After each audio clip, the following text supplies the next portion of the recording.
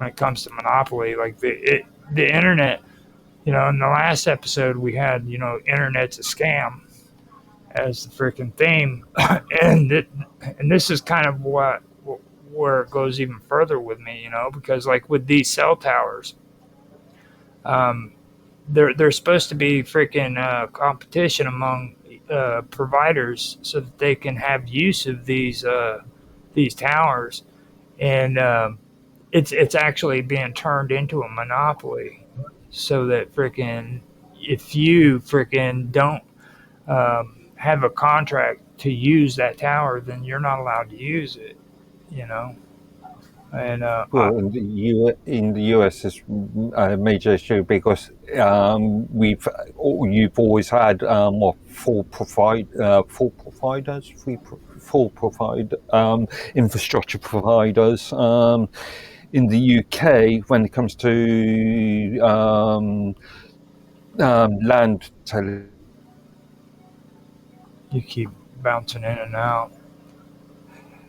Just one infrastructure provider, but when it comes to cell towers, there's only two major providers. AT&T is one of them, is it? In the US, AT&T, Verizon, and I can't remember the other two. Top of my head. And Well, there's been a lot of like Google is a massive political actor. People forget that. Like they donated the most amount of money out of anyone to the Democratic Party. They've been heavily involved in censoring journalists and deplatforming people that speak out against their ideology. Removing people's advertising, ruining people's businesses. They've done all this kind of stuff to people in the past. So just by that alone, I think they should be almost like, banned off the internet. It's criminal, racketeering style behavior. Yeah, for here in the United States, especially, it goes even deeper than that, though. Like what I was talking about with the towers. Okay, there was a report that was put out. It was called the Morgan Stanley Report. And it made a claim that on a national basis, in a half-mile radius, 65% of towers have no competitor, and just 15% have more than one competitor. And within a 1 mile radius, 45% of sites nationally have no competitor, and just 35 have more than one competitor.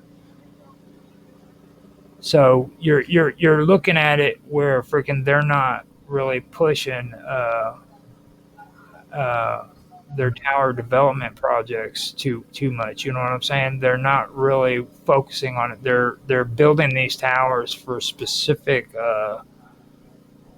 for specific people, and they're not saying, look, if you want to come use this tower, then you're more than welcome. You know what I mean?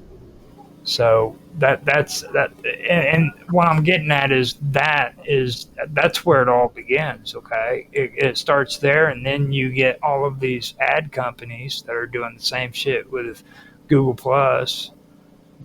Remember, they shut Google Plus down. It goes even like more insidious than that. Like I've got up on the screen. You know how V was talking about fingerprintless crime.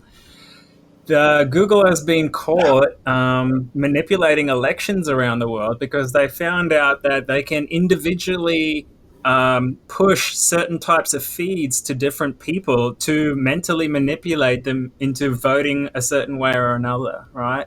And people will pay for this service, and they found they can swing elections by something like 20% of the vote just by feeding them certain types of information. And these guys called America's Digital Shield have started capturing what they're showing to people. And through that, they've been able to use machine learning to figure out like where the manipulation's going, what they're trying to do. They're showing like messed up shit to kids these days to try and mentally manipulate them into all sorts of stuff.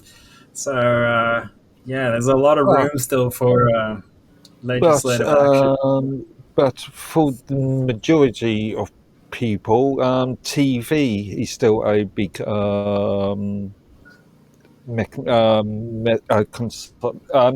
consumption, and obviously we know the issues around news broadcasters on TV and media in relation to manipulation.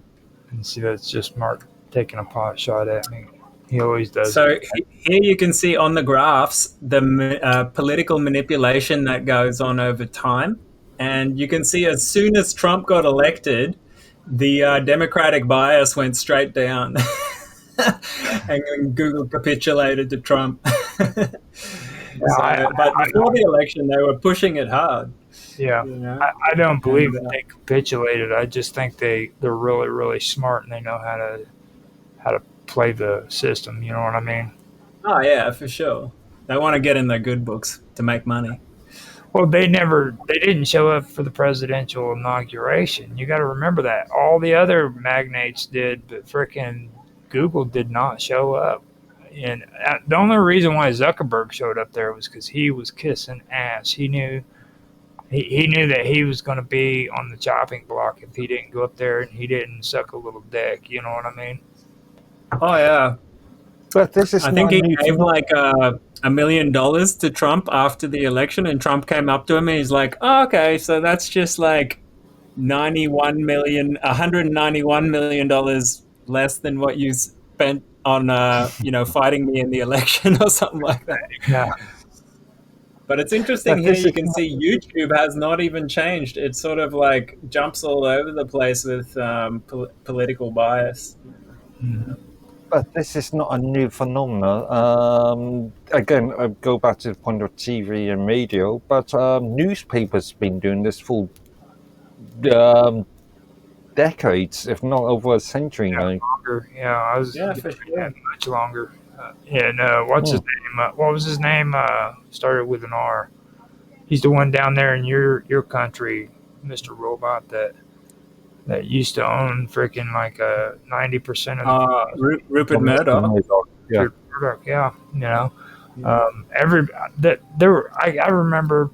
See, those were the good old days of conspiracy theory, because if you heard people talking crap, dude, it was always about Rupert Murdoch, man. He was a dirty down rotten pig. You know what I mean? Well, that's why people started these news agencies and stuff, right? It's because they knew the manipulation value of that, which is way higher than advertising costs and stuff you can get out of it. If you can sell, public interest, public manipulation to a government, that's a cash cow right there.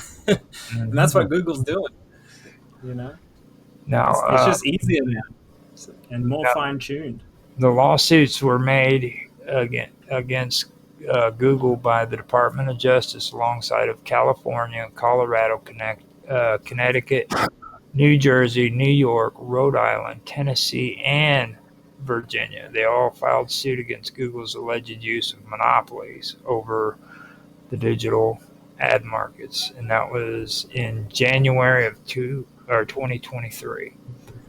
The DOJ, Department of Justice, argued that Google achieved its monopoly through anti-competitive conduct when it purchased DoubleClick in 2008, which then became the backbone of its ad business. Google then bought AdMeld in 2011 to gain more control over the ad market's supply side. The government says this allowed Google to hike up the prices and harm publishers by taking larger cuts of each sale. The trial for this case began in September 2024 and lasted for 3 weeks, with closing arguments presented in late November. Now, that was my reading, but I do want to add to something that Mr. Robot said too earlier. When it comes to what was it? Now I have a brain fart. I forgot completely what you said, man. I forgot what I said. Yeah, I know. related to. While I was reading, it popped up in my head, where it when let me Can you read it again? I sort of lost track. I was doing something.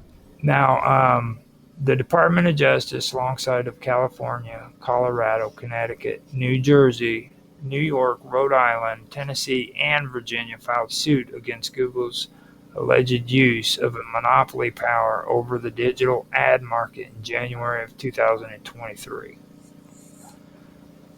Now, the Department of Justice argued that Google achieved its monopoly through anti-competitive conduct when it purchased DoubleClick in 2008, which then became the backbone of its ad business.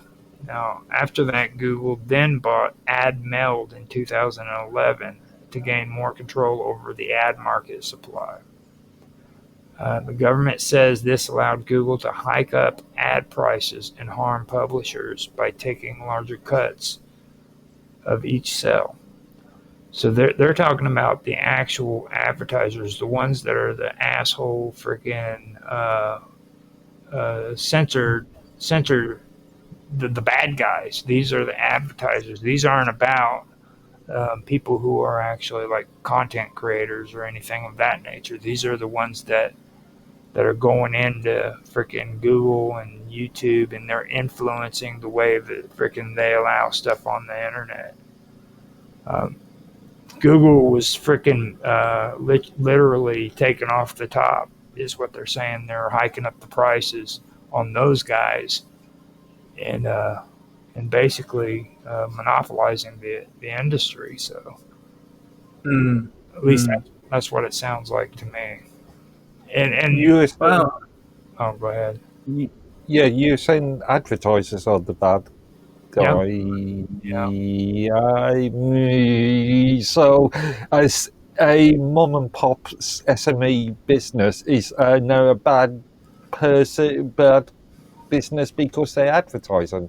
Have you seen a mom and pop shop on YouTube ever? good point. Okay. But I mean, just okay. I was going to say NordVPN.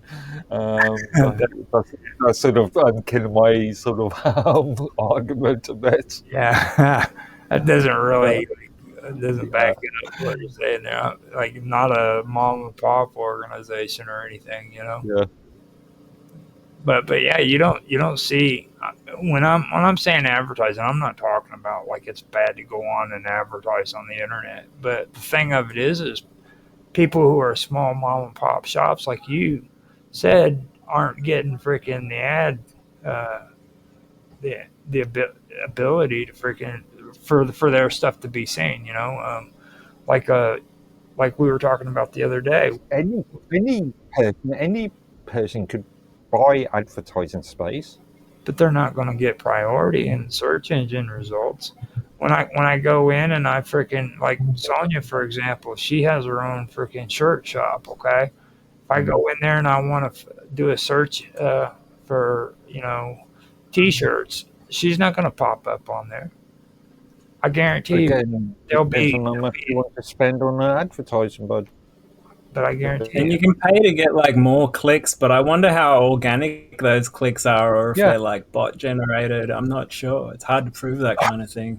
And organic is something that I think is very important, because that's first off, whenever I started streaming, that I learned that was really important, because it's organic reach that really matters. You can turn around, you can go in there and you can freaking hit the monetization button or the promote button or whatever they call it on the platform all you want, but that's not real views, and people don't understand that.